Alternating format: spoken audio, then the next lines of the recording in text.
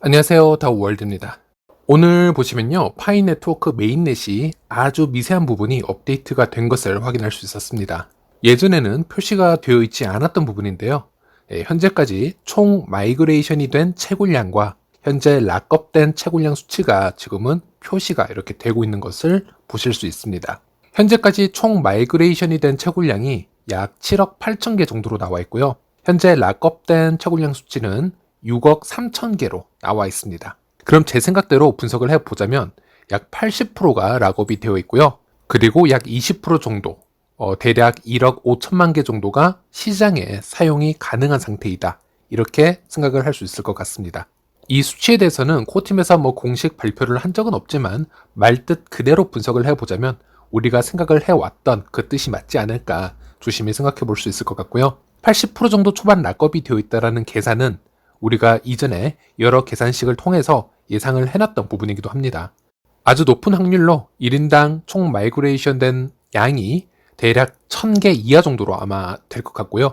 그중 200개 정도의 파이코인만 생태계 활동으로 사용될 수 있지 않을까 이렇게 예상을 해볼 수 있겠네요. 항상 말씀드리지만 처음에는 현명하게 이 파이코인을 사용하시는 것을 추천드리고요. 파이의 가치를 희석시키지 않고 이 생태계 활동에 잘 도움을 줄 수 있는 부분인지 좀 생각을 해 주시길 바라겠습니다. 하지만 시간이 지나면 이 잠겨있던 80%의 파이코인 물량도 이 시장으로 언락되어서 흘러나오게 됩니다.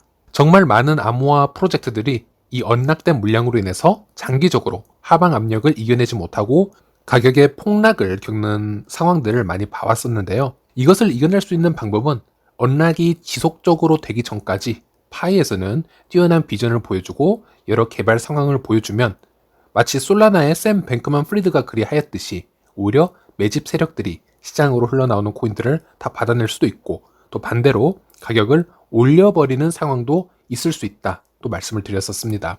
이처럼 파이 네트워크의 락업된 양과 미래에 언락된 양을 보면요. 이것은 파이에게 주어진 큰 숙제라고 생각을 하시면 되겠고요. 파이 프로젝트는 그동안 수많은 사용처를 만들어내야 되고요. 더 많은 신규 유입자를 생태계 안으로 끌어들여야 됩니다. 그에 따라 생태계 앱도 비례적으로 발전할 수 있어야 되는 미션이 주어진 것이죠.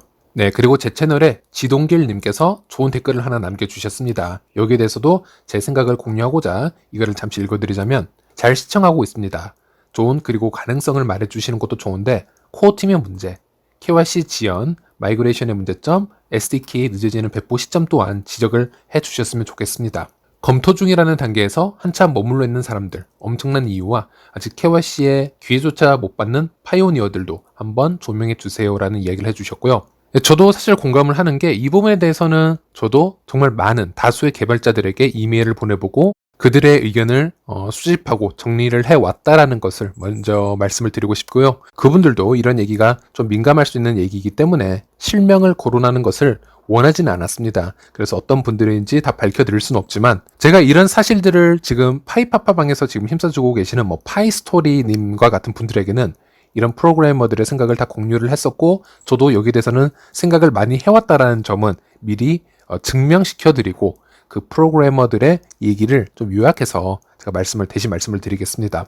일단 이렇게 파이 프로젝트 자체가 천천히 일이 진행되는 부분에 대해서는 파이코어 팀의 아주 전형적인 그 타임라인에 익숙해져야 된다고 생각을 합니다. 그리고 어떤 일이 진행됨에 있어서 커뮤니티와 또 아주 원활한 소통이 부족한 부분도 파이코어 팀의 아주 전형적인 개발 스타일이라고 생각을 하고 있습니다. KYC와 마이그레이션 그리고 SDK 배포 시점은 그들만의 타임라인에서 움직이고 있을 것이기에 물론 답답한 부분인 것은 맞지만 기다릴 수밖에 없는 상황이라는 것이 관련된 프로그래머들의 주장이긴 합니다. 저 세 가지를 동시적으로 개발하고 보완해야 하는 부분이 있기에 간단한 부분은 절대 아니겠고요. 또 지금 지속적으로 KYC 통과자가 나오고 있고 마이그레이션이 진행 중이기 때문에 이런 개발 속도에 대한 실제 의도라든지 그 속 내용은 개발 코어팀이 아니고서는 판단하기 힘들다라는 얘기들도 있었고요. 하지만 큰 그림으로 보자면 파이는 3,500만 명 이상의 유저가 몰린 초대형 암호화 프로젝트입니다. 즉, 그 어떠한 어려운 미션이 있다 하더라도 개발자 입장에서는 무조건 성공을 해내야 하는 일생일대의 기회라고 생각을 해야 하는 게 맞습니다. 그래서 저 앞에 언급해드린 KYC와 마이그레이션, SDK 배포 같은 문제는 결국 시간이 해결해 줄 거라 믿고 기다리고 있다. 이렇게 많은 프로그래머님들이 답변을 주셨고요. 또 지동길님께서도 원하시는 명확한 답변이 아니었을 수는 있겠지만 결국 이렇게 생태계를 떠나지 않고 긍정적으로 이 상황을 바라보고 기다리고 있는 개발자들도 많이 존재한다는 사실 꼭 알려드리고 싶었고요. 그리고 여기에 대한 문제는 좀 더 깊이 들어가서 왜 파이 네트워크는 개발 속도가 빠르지 않고 커뮤니티와 소통량이 그렇게 많지 않냐라고 했을 때 더 원론적인 얘기로 들어갈 수밖에 없을 것 같습니다. 파이 개발진이 어떤 ICO를 받지 않고 시작한 프로젝트임을 말씀을 드려야 하고요. 또 이에 대한 이유는 제 지난 영상들에서 계속 언급을 해왔었습니다. 파이 코어 팀을 잘 알고 있는 웨스 스펜서나 또 파이 프로젝트에 관심이 있는 IBM 개발자였던 IQ 같은 경우에는 이렇게 늦게 진행되는 부분들 그냥 넘어가는 것이 아니라 지속적으로 이해를 해야 한다고 언급을 했었죠. 그 이유로는 개발자들의 인원이 유저 수에 비해서 너무 적고 개발하고 있는 알고리즘이 그렇게 간단한 프로세싱이 아니다. 예를 들어 탈중앙 KYC라는 것이 절대 쉬운 프로그램이 아니라는 점, 이런 것을 수차례 언급을 해왔었습니다. 제가 말씀드릴 수 있는 부분은 이 정도인 것 같고요. 그리고 현재 계정 동결 사건에 대한 얘기들도 잠시 언급을 해드리도록 하겠습니다. 폐쇄형 메인넷은 탈중앙 단계가 아니기 때문에 코어팀의 규제를 어기는 경우에는 유저들의 계정에 어떤 페널티가 부여가 될 수 있음을 다시 한번 알려드리겠습니다. 영구 정지로 인한 파이코인 소각이 될 수도 있고요. 기간별 또는 채굴 금지 등등이 이루어질 수 있는데요. 폐쇄형이라고 하지만 보시면 블록체인 위에서 이루어지는 것이기 때문에 수많은 유저들이 지금 규정 위반으로 의심되는 계정들을 지속적으로 모니터링을 해주고 있고 코어팀에 신고하는 것들을 볼 수 있었습니다.